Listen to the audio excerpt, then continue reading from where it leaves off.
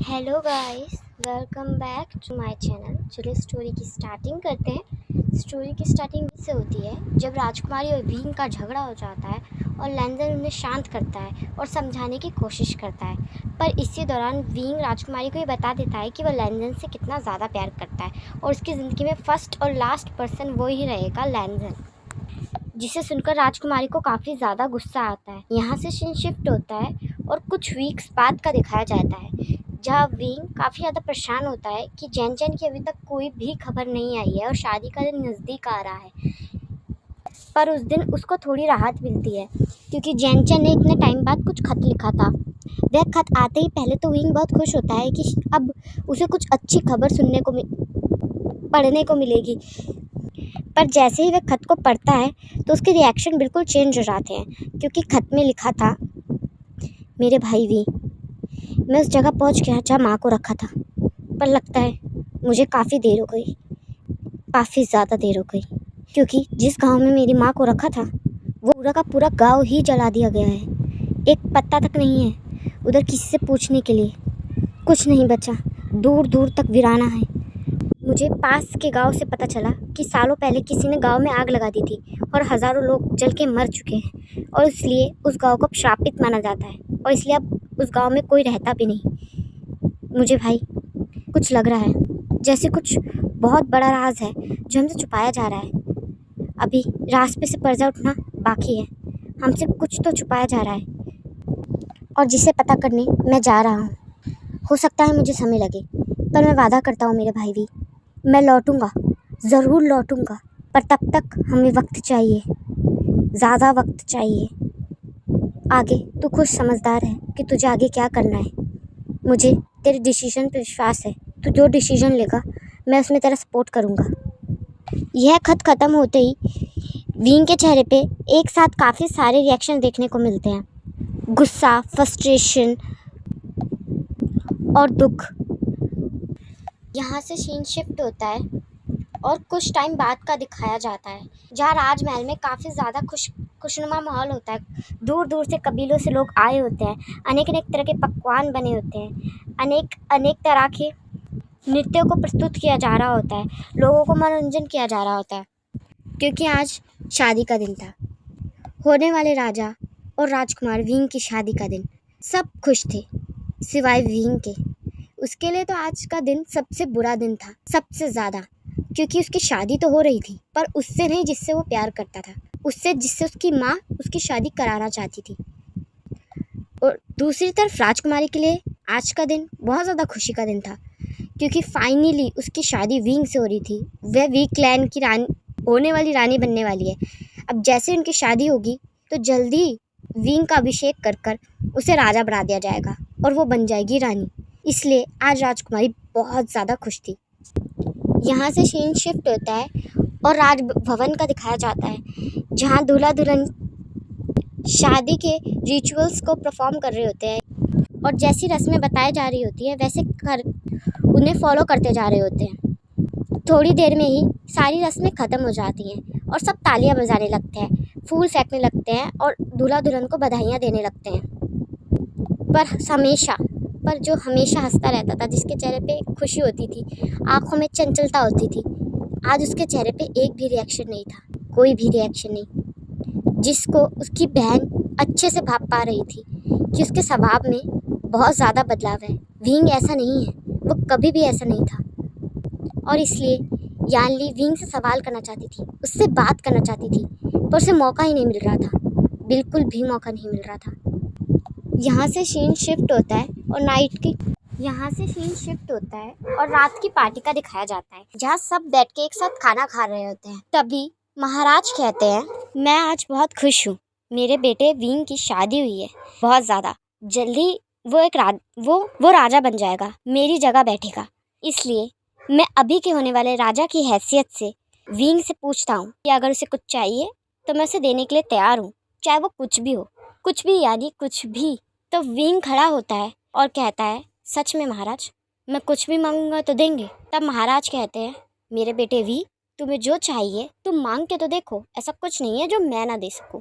तब विंग कहता है, ठीक है, फिर मुझे लैंजन चाहिए, जिसे सुनकर सब हैरान हो जाते हैं और महारानी विंग की तरफ देखने लगती है और राजकुमारी भी विंग की तरफ देखने लगती है और मन में सोचती है, मैं यहाँ बगल में बैठी हूँ, हमारी शादी को हुए कुछ घंटे नहीं हुए और इसे देखो खुद को समझता क्या है ये, इस तरह मेरी तौहीन बार बार नहीं कर सकता ये। कितना सुंदर है वो लहंजन जो हमेशा उसी के गुण गाता रहता है ये। तब महाराज हैरान हो जाते हैं और कहते हैं, क्या कहा? तब विंग कहता है, आप ही ने कहा था मुझे कुछ भी देंगे, कुछ भी यानी कुछ भी, तो मुझे कुछ भी में लैंजैन चाहिए। मैं चाहता हूँ कि वो मेरे पास रहे, उस पर सिर्फ मेरा हक हो, चाहे उसे सज़ा देने का हक भी सिर्फ मुझे ही चाहिए। आप हो या फिर महारानी या इस महल में कोई भी उसे सज़ा नहीं दे सकता, उस पर हक नहीं जता सकता, उसे हुक्म नहीं दे सकता। मैं चाहता हूँ कि उसे वही सम्मान मिले जो राजकुमारी को मिलेगा, उसकी सब इज्जत करे, आदर करे, सम्मान करे। तब महाराज कहते हैं, कहना क्या चाहते हो? साफ साफ शब्दों में कह सकते हो तुम। तब विंग कहता है, ठीक है, साफ शब्दों में कहता हूँ, मैं लैंजैन से शादी करना चाहता हूँ, वो भी अभी के अभी। तब महारानी गुस्से में खड़ी होती हैं और कहती हैं, दिमाग खराब हो गया है तुम्हारा? पता भी है तुम्हें तुम क्या बोल रहे हो? हाँ, अभी अभी शादी हुई है तुम्हारी, अभी, और तुम्हें दूसरी शादी भी करनी है। तब विंग कहता है, पहली शादी हुई क्योंकि ये शादी आप कराना चाहती थी महारानी, और दूसरी शादी हो रही है क्योंकि ये शादी मैं करना चाहता हूँ महाराज। अगर आप नहीं दे सकते तो सबके सामने कह दीजिए कि ये चीज़ आप नहीं दे सकते। वीक लैंड के महाराज अपने बेटे को उसकी पसंदीदा चीज़ भी नहीं दे सकते। तब महाराज एक लंबी सांस भरते हैं और कहते हैं, जैसा तुम चाहो वैसा करो, क्योंकि अब मैं अपना आदेश दे चुका हूँ। अगर अब मैं ज़बान से मुकरा तो पूरे राज्य में तौहीन होगी। इससे बेहतर है कि जो बहरा है उसे पूरा किया जाए। राजकुमार ने जैसा कहा करो और लैंजैन को जाके इन्फॉर्म करो। तब महारानी महाराज से कहती हैं, महाराज आप ऐसा आदेश कैसे दे सकते हैं? विंग की शादी अभी हुई है और राजकुमारी का क्या? और वैसे भी वो लैंजैन कुछ भी नहीं है, वस्त्रों के काम करता था वो, और फिर विंग का दास बन गया। आप उसे विंग की दूसरी पत्नी नहीं बना सकते। आप जानते हैं ना मुख्य 3 पत्नियों की हैसियत कितनी बड़ी होती है। आप ऐसा आदेश नहीं दे सकते महाराज। तब महाराज कहते हैं, शांत हो जाइए महारानी, आप जानती हैं मैं कोई भी डिसीजन बिना सोचे समझे नहीं लेता। विंग होने वाला राजा है, जल्द ही उसका अभिषेक हो जाएगा और वो इस तख्त पे बैठ जाएगा, और मैं और आप क्या करेंगे फिर बताइए? उस समय विंग के हाथ में सारे अधिकार होंगे, वो जो चाहे निर्णय ले सकता है। हमें अपनी बाकी की ज़िंदगी सुकून से चाहिए, इसलिए अभी विंग की बात माननी होगी। तख्त उसी का है, उसी को मिलेगा, इसलिए हमें भी समझना होगा, उसके फैसलों का सम्मान करें, वरना ऐसा ना हो जब वो राजा बने तो हमारा सम्मान ना करे। इसलिए चुप रहिए और जो हो रहा है होने दीजिए। यहाँ से सीन शिफ्ट होता है और राजकुमारी को दिखाया जाता है जो अपने कमरे का सामान फेंकते हुए कहती हैं, क्या समझता है वो खुद को? समझता क्या है वो खुद को? मैं ऐसा नहीं होने दूंगी, किसी भी कीमत पे नहीं होने दूंगी। हमारी शादी को तो एक दिन भी नहीं हुआ, नहीं मैं ऐसा नहीं होने दूंगी। तब राजकुमारी की माँ कहती, शांत हो जाओ। मैंने कहा रुक जाओ, गुस्सा करके तुम्हें क्या लग रहा है सब प्रॉब्लम सॉल्व हो जाएंगी? नहीं होगी, शांति से काम लो। तुम अभी विरोध नहीं कर सकती, तुम्हें बात का ख्याल रखना होगा कि तुम क्या हो, कि चाहे कितनी भी शादियां क्यों ना हो जाए तुम उसकी पहली पत्नी रहने वाली हो। महारानी तुम ही बनोगी और तुम्हारा होने वाला बच्चा इस तख्त का वारिस बनेगा, वो सोचो, ना कि बाकी की फालतू चीजें। तब राजकुमारी कहती है, बाकी की फालतू चीजें? बाकी की? माई आपको बाकी की फालतू चीजें नहीं लग रही क्या? मेरी और विंग की अभी अभी शादी हुई थी और वो दूसरी शादी की बात कर रहा है, वो ऐसा कैसे कर सकता है? हाँ। तब महारानी कहती है, सॉरी।